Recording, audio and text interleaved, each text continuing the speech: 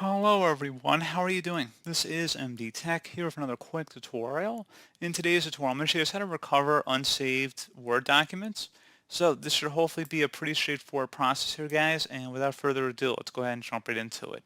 So all you have to do is select the File tab, so go open up Word and then select File, and then select Info on the left panel here. Underneath Manage Document, go ahead and select the Auto Recovery option here. It should give you a list here of recent documents that were recovered. Go ahead and select that, and where it says auto recovered version, go ahead and select save as, and then you would save it to the desktop or wherever you'd want to save it to, and you would select save.